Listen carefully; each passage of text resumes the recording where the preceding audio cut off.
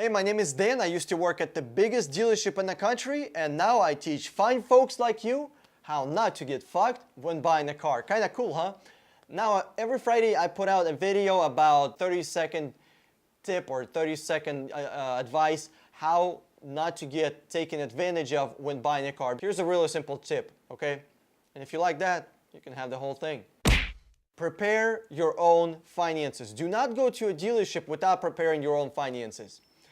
The best place to get financing for a car is credit union, then your bank. If you go to a car dealership without having your finances prepared, you're gonna get so fucked. You will have higher interest rate than anywhere else.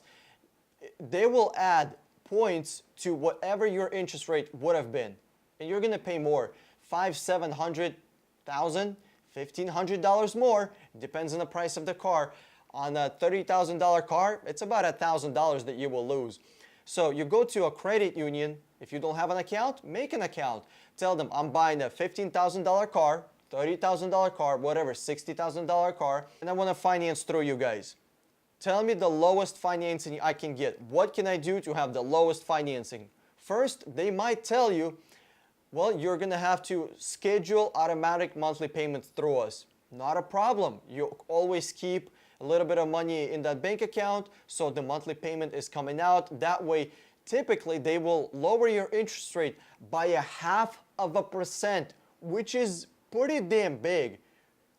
It's huge. 0.5% on a car payment, that's huge. That's number one.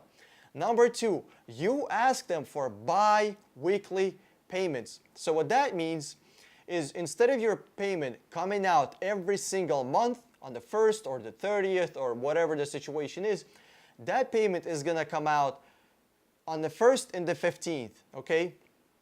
It's the same amount of money, but it's gonna split into two parts, and then it's gonna get taken out on the 1st, 15th, 1st, 15th, 1st, 15th. Why do we want that? Well, because we want to decrease the interest rate that we're going to pay on the car. So if your car payment is $500, you can pay regular $500 a month payment, or you can make a $250 payment on the 1st, $250 payment on the 15th. That way you're going to increase your interest that's going to accumulate on your car, and you're going to save yourself another $1,000. By the time you're coming into a dealership, you have everything filled out. You have everything prepared, and if they do ask you, hey, we're gonna have to fill out the financing paperwork, that's totally fine. That paperwork doesn't mean shit. If they wanna do it, whatever, let them fucking do it. If that strokes their fucking ego, if that makes them happy, whatever, fill out the fucking paperwork. It doesn't mean, it's not gonna do shit.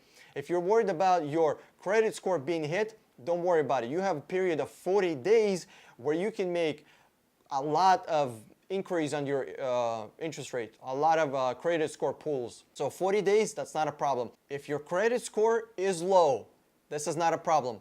There's many companies you can Google and you can say rebuild credit score within 2 months. And within 2 or 3 months, they will literally rebuild your credit score for $200, $300, maybe sometimes as high as $400, but that's like really high. Typically, it's around $200. For $200, they will rebuild your credit, and you will have your credit score 100 points higher. That $200 ain't shit, because when you're going to be financing your car and actually making monthly payments, that $200 is nothing compared to how much money you're going to save. And last but not least is you never, ever, ever want to refinance your car. Why? Because you will end up paying more at the end of the term than you would have if you didn't refinance. How refinancing works is they're gonna tell you a better rate or a monthly payment, but really they're gonna extend the term. If you extend the term, that means you're gonna pay more in interest rate, and you don't wanna be doing that.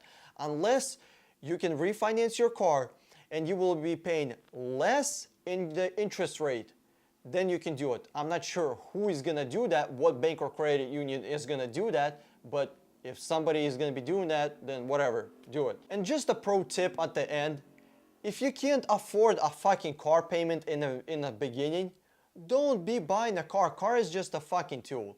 Let's have some common sense. I vote for common sense in 2020. Who is with me?